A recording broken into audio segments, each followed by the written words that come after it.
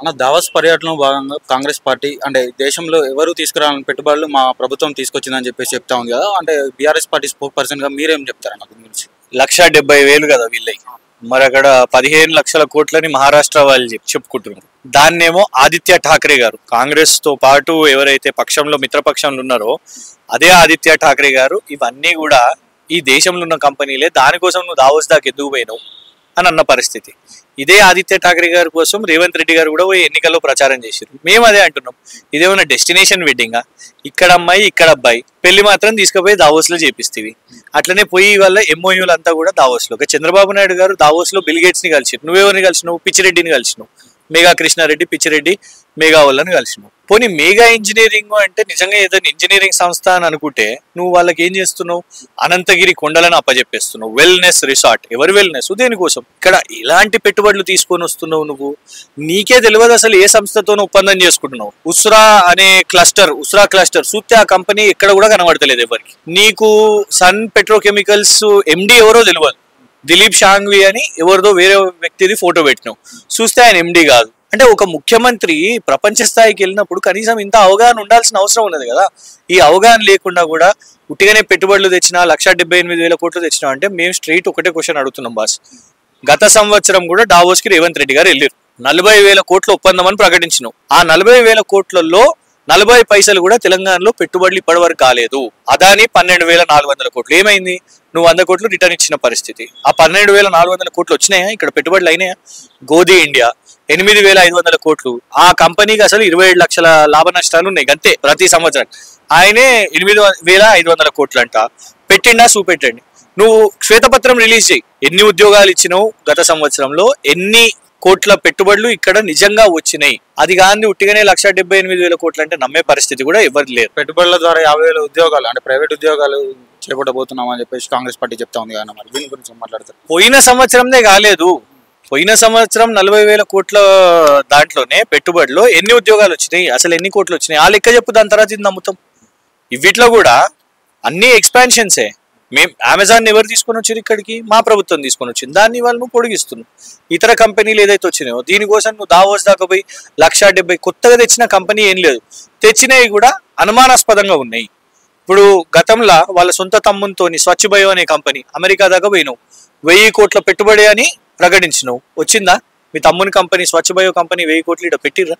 Number 1. అదేదో వాల్ష్ కర్రా అనే సంస్థ, అది 1 నెల ముందే తయారైంది. అది సంస్థ ఈయన అమెరికాకు పోయే ముందు. అది 850 కోట్లని వచ్చినాయా? 8 రూపాయలు రాలేదు. సో ఇవాళ ఏం లేని దానికే ఉట్టి ఆర్భాట ప్రచారం మాత్రమే. కాబట్టి ఈ మోసాలు బంద్ చేయండి. ఇప్పటికే ప్రజలు తిరగబడుతున్నారు మీ మీద గ్రామ సభల్లో. ఇట్లనే అబద్ధాలు చెప్తూ పోతూ ఉంటే డెఫినెట్ గా కాంగ్రెస్ పార్టీకి తిరగడం ఇబ్బంది అవుతుంది. మీరు చెప్పండి, బీఆర్ఎస్ పార్టీలో ముఖ్య పాత్ర పోషిస్తున్నటువంటి మీరు చెప్పండి. అంటే గ్రామ సభల్లో 3 పథకాలు అమలు చేస్తున్నామని చెప్పేసి కాంగ్రెస్ పార్టీ చెప్తా ఉంది కదా, అసలు ఎట్లా ఉంటుందని? పథకాలు అమలు చేస్తే సంతోషం, కానీ పథకాల అమలు పేరు మీద ప్రతిసారి ఫార్ములు తీసుకుంటే ఎట్లా? ఈ రాష్ట్రంలో ఇవాళ లాభం పొందింది కేవలం జిరాక్స్ సెంటర్లు మాత్రమే ఒక అనుమానం వస్తున్నది. ఎందుకంటే ప్రజాపాలనకి నువ్వు ఫార్మ్స్ తీసుకున్నావు, మళ్ళా కులగణనకు నేను మీకు పథకాలు ఇస్తాను నాకు అంత డేటా ఇవ్వండి అని చెప్పి ఫామ్లు తీసుకున్నావు. ఇప్పుడు మళ్ళా గ్రామ సభల్లో ఫామ్లు తీసుకుంటావు. గడికి ఒకటే సంవత్సరంలో పోయిన జనవరి నుంచి ఈ జనవరి అంటే 12 నెలల్లో ఒకటే ప్రజల దగ్గరికి వెళ్ళి 3 ఫార్మ్లు తీసుకుంటారు. ఎవరన్నా తీసుకుంటారు. అందుకే ప్రజలు నమ్ముతలేరు. ఎక్కడ పోయాయి నీ గ్యారెంటీలు, ఎక్కడ పోయినాయి నీ హామీలు? ఉన్న రుణమాఫీ గురించి వాళ్ళు అడుగుతున్నారు కదా, నువ్వేమో ఇవిటి చెప్తున్నావు. ఆ రుణమాఫీ కాలేదని వాళ్ళు తిరగబడుతున్నారు. దామోదర్ రాజనరసింహ గారు మంత్రి, ఆయన చెప్తుండ్రు రుణమాఫీ పూర్తిగా కాలేదు అని. ప్రజలు తిరగబడే పరిస్థితి ఎందుకు వచ్చింది అంటారు మరి కాంగ్రెస్ పార్టీకి? ఇక్కడ కాలేదు అంటే కాలేదు అని చెప్పుకోవాలి, ధైర్యం ఉండాలి. కానీ రేవంత్ రెడ్డి అబద్ధం ఎట్లుందంటే దానికి కూడా అయిపోయింది కదా, నేను రుణమాఫీ పూర్తిగా చేసిన, మొత్తం అయిపోయింది, ఒకటే దఫాలో ఇట్లా చేసేసిన అని నువ్వు పేపర్ అడ్వర్టైజ్మెంట్లు వేస్తుంటే ప్రజల కడుపు మండుతుంది, ప్రజలకు కాలుతుంది, అలా కోపం వస్తుంది. రైతు బంధు 1 సంవత్సరం మొత్తం మింగేసినావు. రైతు భరోసా అని చెప్పినావు 15,000, నాకు ఓటేస్తే 15,000 ఇస్తాను. ఇప్పుడు ఏం చేసినావు? యూటర్న్ తీసుకున్నావు 12. రేపు అది కూడా వస్తేవో రావో తెలియదు. సో ఇవాళ పెన్షన్లు రాలేని పరిస్థితి. నువ్వు అబద్ధాలు చెప్పి ప్రభుత్వంలోకి వచ్చినావు, అబద్ధాల పునాదుల మీద. ఇవాళ అవన్నీ నీకే తిరగబడుతున్నాయి. ప్రజలందరూ కూడా ఇవాళ రేవంత్ రెడ్డిని విశ్వసిస్తలేరు. అంటే కాంగ్రెస్ పార్టీ నిక్కచ్చిగా చెప్తా ఉంది కానీ ఒక్కొక్కటిగా పథకాలు అమలు చేస్తా ఉన్నాం. 22,000 కోట్ల రుణమాఫీ చేసిన ఘనత కాంగ్రెస్ పార్టీ అని చెప్తా ఉన్నారు కదా, దీన్ని ఏ విధంగా చూస్తారు? రేవంత్ రెడ్డి గారిని గ్రామ సభల్లోకి వెళ్ళమని చెప్పండి. ఇదే విషయాన్ని గ్రామ సభల్లో ప్రజలకు చెప్పమని చెప్పండి. ఎందుకు దూరం ఉరుకుతున్నాడు?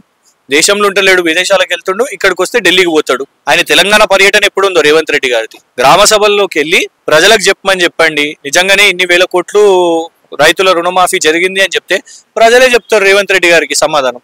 అంటే ప్రజలకు మంచి జరిగిందని చెప్పేసి కాంగ్రెస్ పార్టీ విజయోత్సవ సభలు అనేవి జరిపిన పరిస్థితి అయితే మనం చూసినాం కదా. మరి దీన్ని ఏ విధంగా ఇవ్వచ్చుంటారు? విజయోత్సవాలు ఉంటే ఇవాళ గ్రామ సభల్లో మనకు అట్లాంటి రాష్ట్ర వ్యాప్తంగా నిరసనలు ఎందుకు కనబడతాయి? విజయము రేవంత్ రెడ్డి గారిది, అధికారంలో ఉన్నారు కాబట్టి అహంకారంగా విజయోత్సవాలు చేసుకోవచ్చు కాక. కానీ నీ 420 హామీలు, నీ 13 గ్యారెంటీలు, ఈ గ్యారెంటీలన్నీ అమలులో ఉన్నాయా? కాలేదు.